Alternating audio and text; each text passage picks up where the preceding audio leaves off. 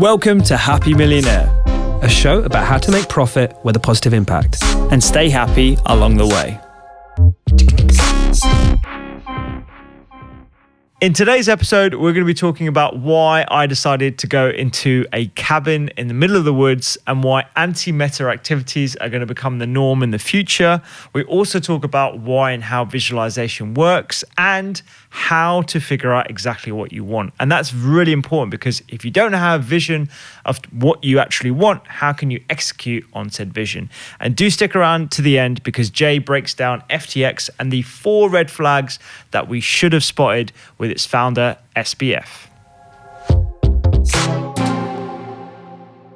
So you just got back from the woods, right? Yeah. You were in Norfolk. I went to Norfolk on anti-meta activity. And I actually think the trend for anti-meta activities is going to go up. So what do I mean by that? Like in real life stuff. So purposeful time when you take yourself away from your devices, microphones, laptops, all that kind of stuff. So not just so you can connect with nature, but literally so you can just switch off and just access that side of the brain that leads to more creativity. So basically, on a Wednesday, I drove up to Norfolk, right at the top of Norfolk. They don't tell you where you're going. They literally send you a pin, like a Google Map pin, and just say, go here, and then park your car, and then the rest will be like sort of, just instructions or whatever. So I went there with my dog. No one else. Just Nutmeg? Just me, just Nutmeg. And I had like a A3 piece of paper. I left my laptop. I haven't left my laptop at home for literally years.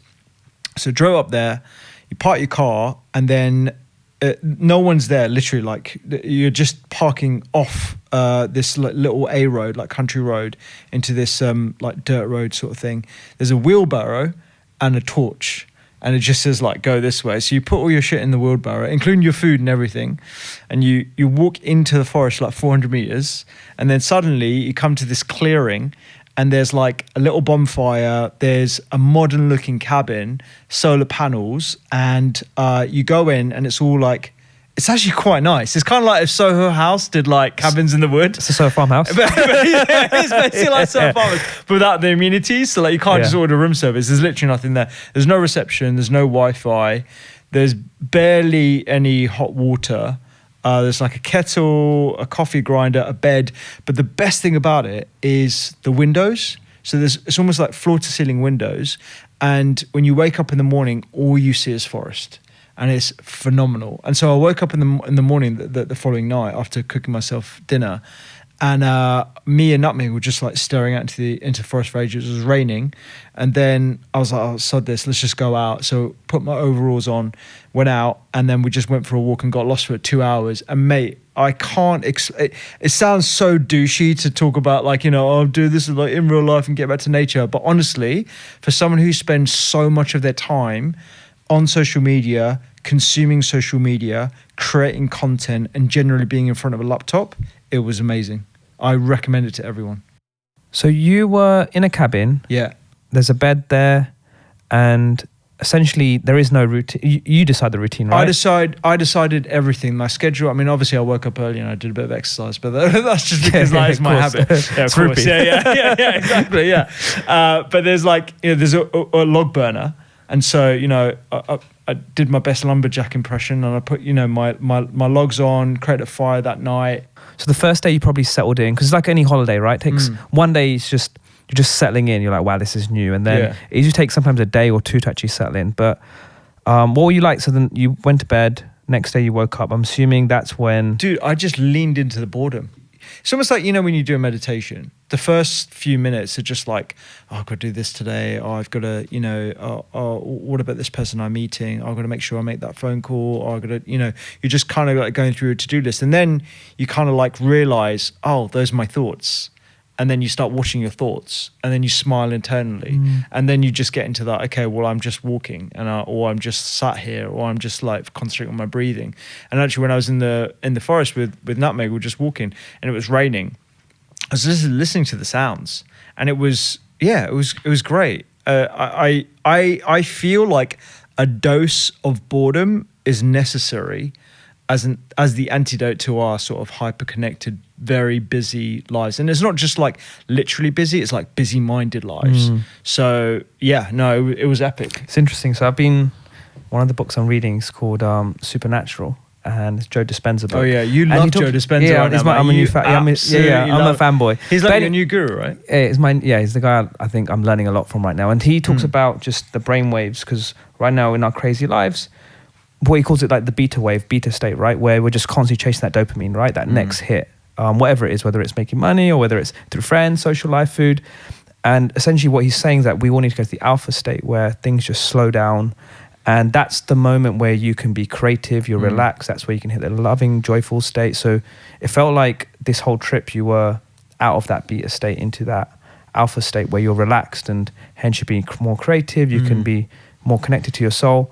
I guess selfishly, what I want to learn from you, what did you take away? And I did some activities outside of just, doing all the normal douchey stuff. Well, I guess this is pretty douchey as well. Such a douche, dude. Yeah. I'm just cringing at like some of my mates. Additional word to oh yeah, of course he did. He did a vision board. Of course he did.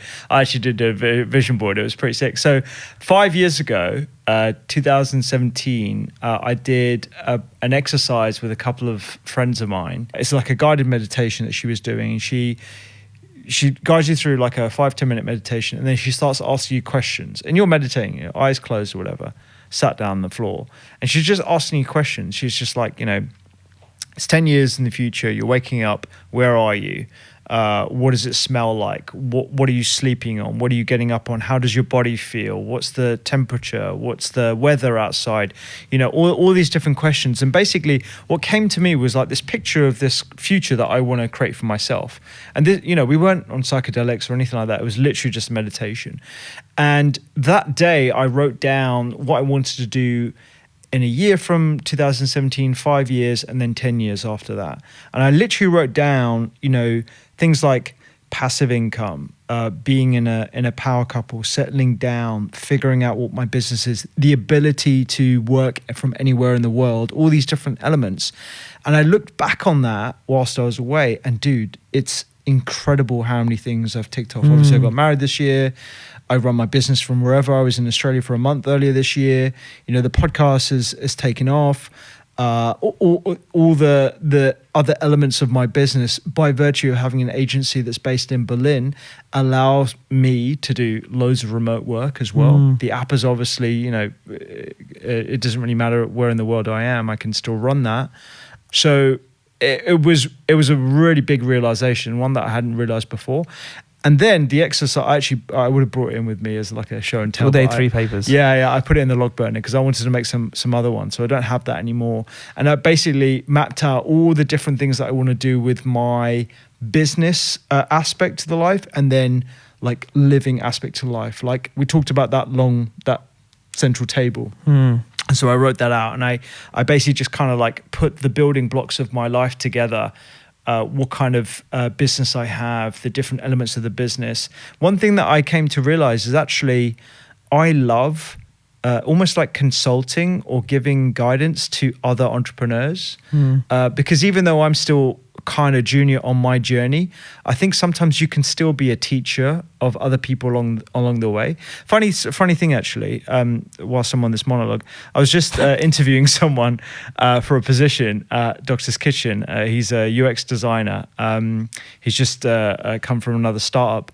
And we just got chatting, and I was like, just tell me, like, what things you've been tinkering around with on the side of like working for the last startup you're at. And he was like, I've been thinking about this company. I won't tell his name or say his name or anything, but I was thinking about creating this company.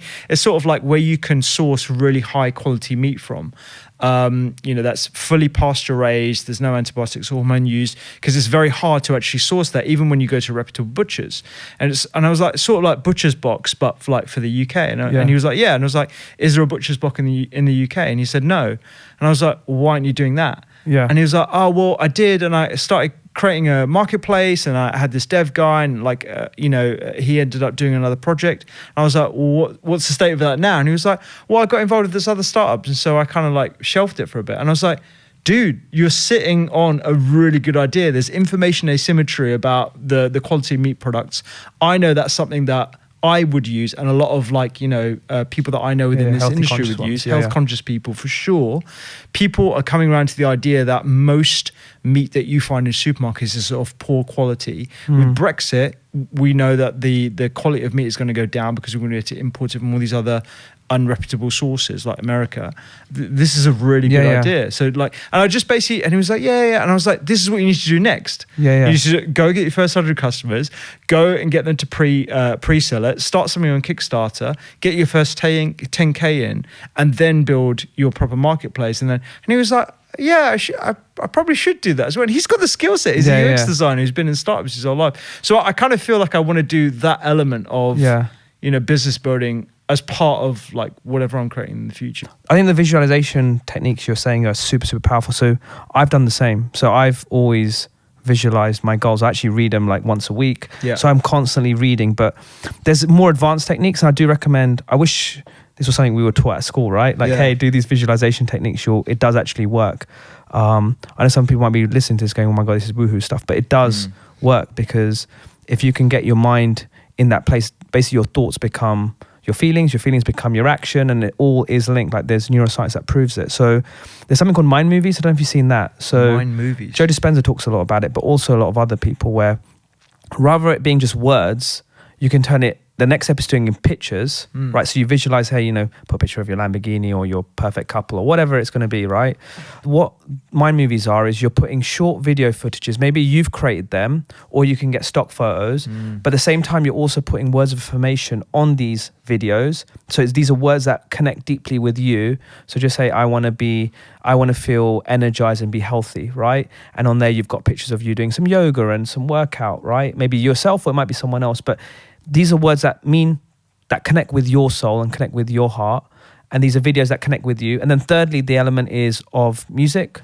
So because music is what creates emotion. So what my movies are is basically like 30 affirmations with connected footage. And at the same time, there's music that essentially uplifts you. And there's a fourth area on this is, there's been a lot of science, and again, I'm obviously being a fanboy of Joe, but what he did was, he says the kaleidoscope. So basically, if you do kaleidoscope visuals, that takes you to the alpha state much quickly. It takes the mind to the alpha state, because you need to basically remove yourself from where you are today, like this craziness that we're living in, and you need to quickly go into an alpha state, which is a calm state. So if you look at kaleidoscopes, the colors, that's something that hits your brain. How do you create kaleidoscope? So you can get visuals online, like on YouTube. So basically, you're just looking at kaleidoscope visuals on, so there's really colorful images. Literally kaleidoscope. Yes. Oh, I thought you meant like you're putting a whole bunch of images together and like mashing them. Basically what he says, go look at some kaleidoscope images to put yourself in an alpha state. Then like a relaxation. Yes, and then watch the mind movies. Gotcha. And if you do that in that sequence, that's known to be like the most powerful visualization, more powerful than words, more powerful than pictures. This is the ultimate. So I've done something quite basic in this, but I've never done an advanced one. So you can go on like websites, you can get someone to make it, or you can make your own, but that's what I'm going to do. I think Joe, for whatever he says, is useful for certain people, but I think sometimes he uses scientific sounding language to qualify certain things that I don't think are scientifically based. There are other people who I respect who essentially say similar things, like Dr. David Hamilton, who is a chemist who wrote Why Woo Woo Works. You love that book. And then Tara Swart, who is a neuroscientist, teaches at MIT, and is also a qualified psychiatrist. She comes from the medical path, who wrote The Source, which is a book I always recommend people, because she basically talks about the science of manifesting, which is basically we're saying the same thing, but people choose your different adventures, whether it's with Joe, whether it's it depends on who chimes with you, right? I completely agree. I think looking at something, having a visual, and then focusing on it, ideally once a day, and sort of visualizing yourself in that scenario, I think is a really, really powerful tool that literally creates connections in your brain that will, subconsciously lead you down that path. So you're going to be careful what you wish for as well. Like Rochelle did this recently. So she's had I don't want to put her on blast, but she's got a life coach. She did a lot of work with her. She created her own board and stuff.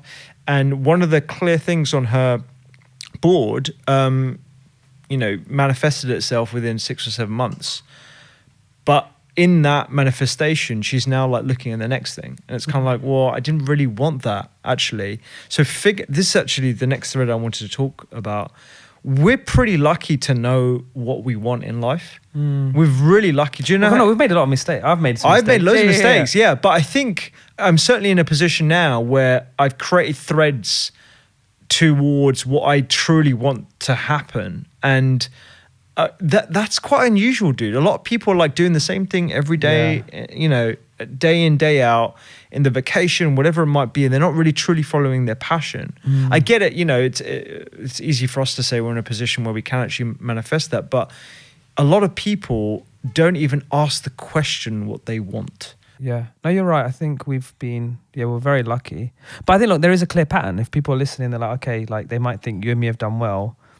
I know for a fact there's this manifestation, this visualization, that was a huge aspect that helped me. So, but to manifest, you need to know what you want. Right. So I think I've just invested time in that area. Maybe I'm lucky to have invested that time. But I know what happened when I was young.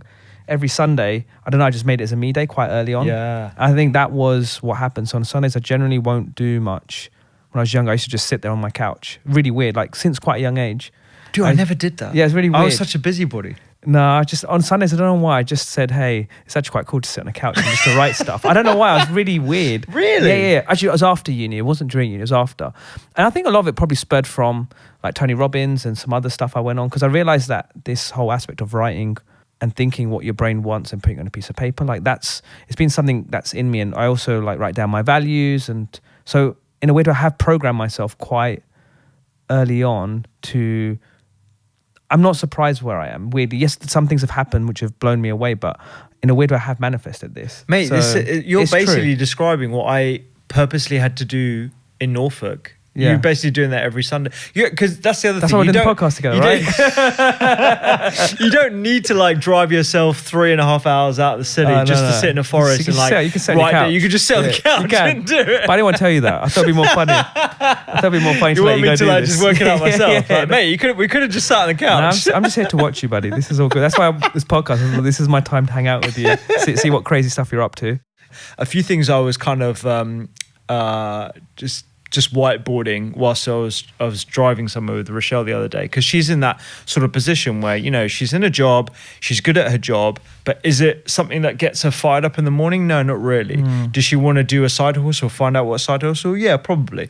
And for that to happen, you need to sort of like let go of all your inhibitions. So I did this exercise with her, and I was like, look, imagine you are not tied down by money. Let's just say like you I don't know, your mum or dad like makes it super big, sells their company for like 100 million or whatever. They gift you 50 mil. They're like, you don't have to work any day in your life. What do you want to do? You got 50 million now. You got, you've been on nice holidays. You've got a nice car. You've done all the things that you want to do. And now, you're sat in your nice flat in the middle of London. What are you going to do next? You want to start something. What industry really fires you up? And so you're getting that person, that state of I can do whatever I want. I can do travel. I can do well-being. I could do podcasting. I could get in front of TV. Like, what do I want to do?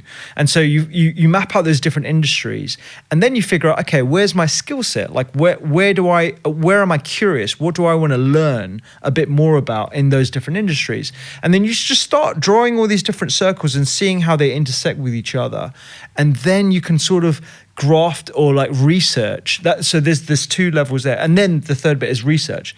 Now you research those areas, and then you figure out, okay, what could I do in these different verticals? And honestly, I think that was really helpful for her, and it was helpful for me to figure out again on my vision board exactly what I want to be doing. No, I love that exercise. I know, Amit, we always talk about, it's like, what is your area to the like 100th degree where you are the best at? And do you find that bit exciting? And and are you serving, like, these are all like the boxes you probably went through the exercise.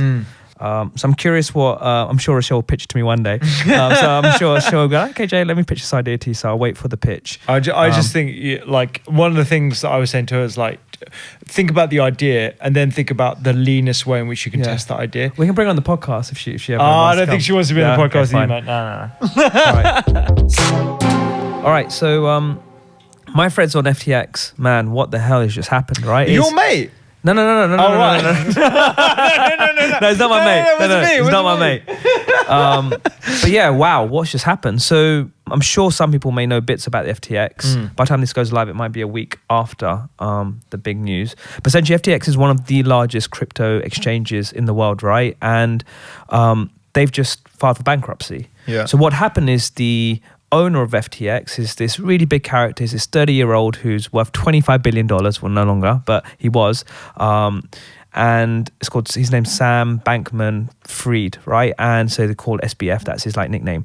And he basically had a hedge fund, and he was lending money from his, like essentially it's like a trading platform to his hedge fund. And his hedge fund was then taking risks on just general markets. God. And FTX also had their own cryptocurrency called FTT. And this hedge fund was also protecting that cryptocurrency. So when it started declining, like the hedge fund had to buy stuff. And it turned out that the hedge fund was making a lot of losses in loads of different places. And they were using money from the deposits of customers in the exchange. God. So basically everyone's money was being used for a hedge fund and also other things. And yeah, essentially now FTX is filed for bankruptcy. We're talking like billions and billions of people's money has been lost. VC money to also accounts, like people who had money on the account. So this is a huge, huge bit of news. But now, I don't really want to talk about the crypto side or the markets. That's not really why I wanted to start on this thread. I wanted to just talk about some of the really major like red flags that were there. There's like 4 massive red flags in my mind, which... Before you point that out, can I just...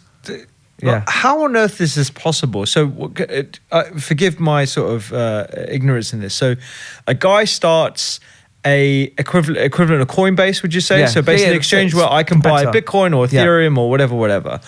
And I also start a hedge fund, and I put money from that exchange into the hedge fund, and then start making risky bets with the hedge fund. Yeah. How do the legals of that even? Yeah. Because I'm just thinking, if I was trying to start that, I wouldn't. Yeah. I wouldn't. So crypto market's not really regulated as tightly, right? So banks are. So right now there's like ratios. So there's a deposit to lending like ratio. So right now, if you're a bank, let's say you've got $1 billion worth of deposits, right? You need to have a certain amount of capital on your balance sheet. Otherwise, regulators can come after you. Yeah. So I don't know what the current ratio is, but let's just say it's 50% for hypothetical reasons, right? Yeah. But basically, with the case here, they were lending pretty much most of the money that was on the accounts, and it's not being regulated. There's no rules. It is a bit grey. Yeah. So with this crypto situation, there was that. Like I guess, this was one of the flags, but it's not being regulated, and this is one of the red flags was. The VCs, like we're talking big VCs like Sequoia, who are invested in it. Huge, yeah. The thing was, this guy, this SBF guy, like he was probably so he was talking about effective altruism. He was talking about helping politics. He was bailing out companies. That's how I know about this guy. Yeah, this guy was a 30-year-old. Like honestly, I was a fanboy. I was like, everyone is. Whoever saw his interviews, they were like, wow, this guy is. Finally we have a saint in the finance world, right? Like he was the saint, and it turns out, obviously now we know what actually was really going on. Because I was scratching my head, I was like, man, this guy is like, this guy's too good. This is amazing. Like, where's this guy been my whole life? He's like, okay, I know Elon Musk has got some like, I think he's got more fans, right? But they were saying like he is the next prodigy, right? He was the person. The next Elon. So what happened was like, one of the red flags was this audit issue, right? So VCs, and it's now public. Sequoia, when this guy pitched to Sequoia, right, which is probably, arguably the number one fund or one of the best VC funds. They, in the internal memo on like making the investment, they all just said like this SBF guy is one of the greatest people they've ever met in their life. Like literally, they were all just saying how incredible this person was. So what happened was, and this is what happens in a lot of businesses, if the founder in that business is doing so well, right, everyone just like backs off and goes, "Oh, just let that person do what they got to do," right? It's a bit like the Elon Musk situation, right? He's like, just let that person be great. Also, a bit like the Theranos situation as well, right? So if they're doing so good, it's like, oh, why are we getting involved, guys? Like, this person knows so much more. So there wasn't much auditing going on. Okay. Right? The VCs didn't really know what was going on. They just kept an arm's length. So I think that was one massive red flag that we can definitely learn from, right? The other massive red flag was some of the team in FTX. So now it's starting to come out, some of the people who are on the team of FTX. I was reading somewhere some article and it was crazy. So the guy running compliance used to run this poker company, which was caught for huge fraud, right? So they were like they were people within the business. So the employees of this poker company were basically playing against their customers, and they knew what hands they were holding. God, so they went under. So this guy was running terrible. compliance for FTX, right? So I feel like that's the second red flag. It's like, if you are a big company, there needs to be proper reference checks on the team, because that's a massive flag. That's right? insane. Another big red flag in this was there was a lot of whistleblowers. Right, but they all got hidden. Right, no one it never hits the press because it's hidden. You would have heard. The same thing happened this. like Theranos, right? So Theranos, as we know, is that blood company, right? There were so many whistleblowers, but everyone just chooses not to talk about it. If you think about it in business, and this is actually a deeper human psychology issue, and this is probably a good time to mention it, is that I do believe like humans are good, right? We've all got this good part to us, right? But then there's other values, right? So you've got this element of like serving, giving back. You've got this element, we all have it, right? But there's also other values like greed, right? And in this case, I just felt that maybe the SPF, when he was speaking, like, it was believable. There was some goodness coming from him, but the second value, which is greed, or making money, whatever you want to call it, right? That value was so much more greater than giving back that it was just it was exceeded, and whistleblowers were mentioning this, but like, how are you supposed to catch it? But I think we need to take the whistleblowers a bit more seriously. I mean, first of all, it's kind of become part of our vocabulary now. This whole like, okay, if you're going to give, you want to make sure that your pound stretches or dollar stretches as far as it can go. So the best thing you can invest in is, things like malaria nets or water sanitation or whatever, things that are less sexy than some of the other sort of charities you got out there. But the other thing is, like, if someone isn't displaying the fact that they are greedy, and let's be honest, we are all greedy. We are all vain. we all want to make have some an money. ego.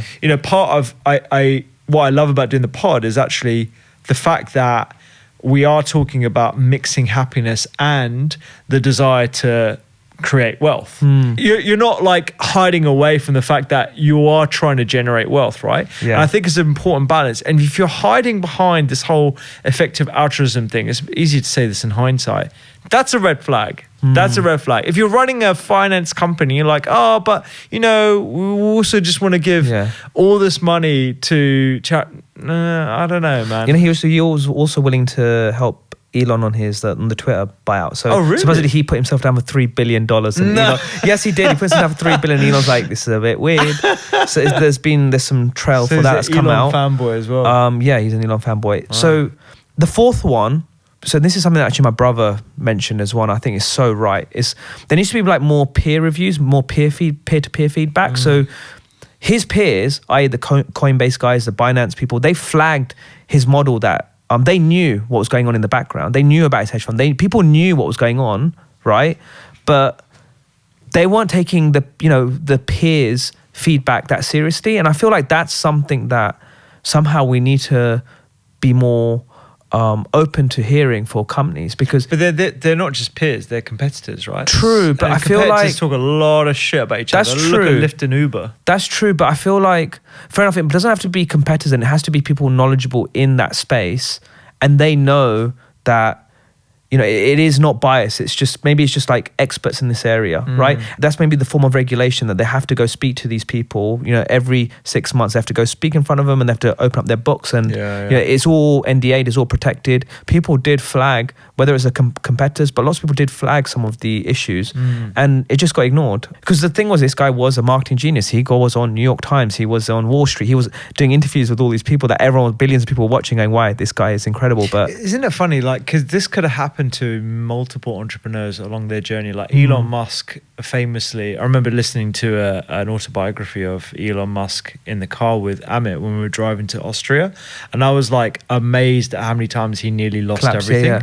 He almost lost absolutely everything. I mean, this is outright fraud, so you can't really compare it. But at the same time, like, I think it's going to be, it's hard to spot these when you've got so many moving parts in an industry that a lot of people don't understand. Like, it's almost like having that independent body of like crypto experts. Who the fuck are they? Like, I barely know the basics of crypto myself. It's tricky, right? Because I feel that in these startups, there's always going to be some elements which are a bit grey because it's unregulated, right? But then there's just like straight out red line. This is totally wrong, right?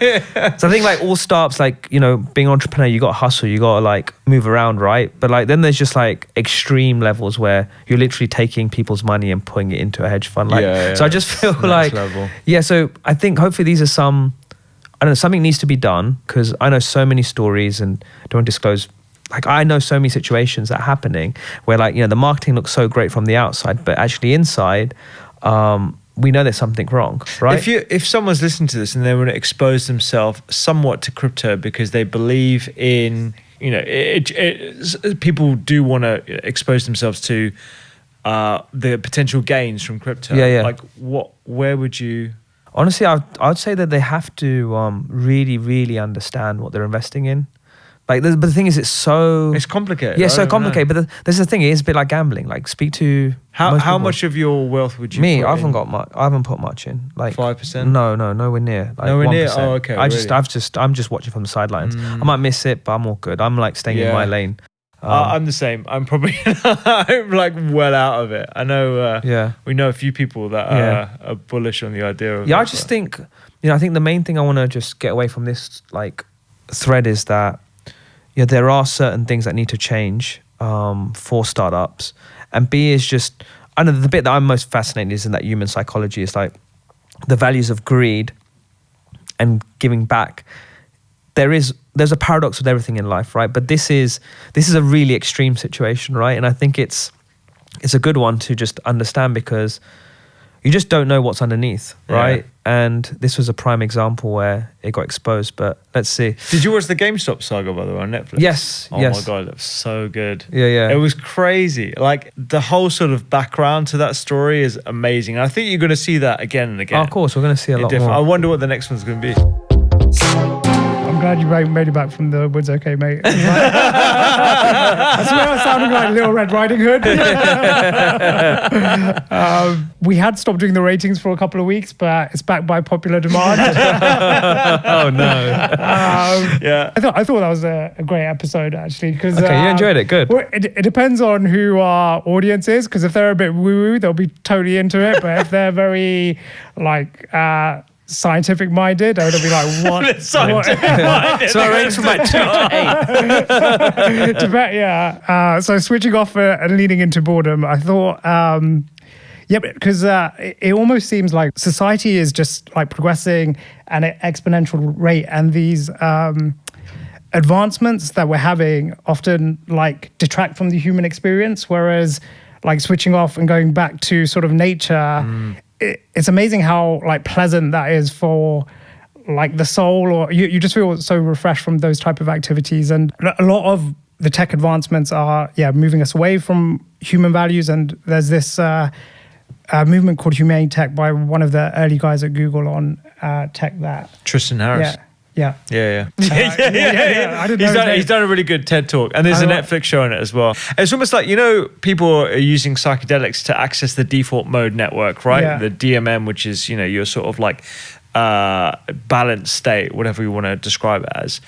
I think more activities to access our default mode, which is essentially stimuli less, apart from what you see in our natural surroundings, that it's going to become very, very common. So the second thing was the vision board, and something you guys didn't mention specifically, but I thought I'd add is that you both like speak it into existence as well. Like, you have the vision, but then you share it with others, or like the most vulnerable state of sharing is to share it on a podcast. And then the third thing was knowing what you want in life and having me days. So yeah, you don't need to go into the woods and be all like Doctor's Kitchen about it. You could just do it on the couch. So good, man. Wherever Sit on the couch. Just last thing, a bit of a new segment, which was homework or a shopping list. Oh yeah, homework. Yeah. So if people want, they could try and do a vision board and try and really think about, what is it that they want. I can put some links together and they can, or like some good places to go on there. So I think that might help them. So we can do that. I'll do a shout out for Tara Swart's book. It's brilliant. Awesome. I recommend it to everyone. It's brilliant. All right. You can read that next time. Yeah, I'll read it. In the woods.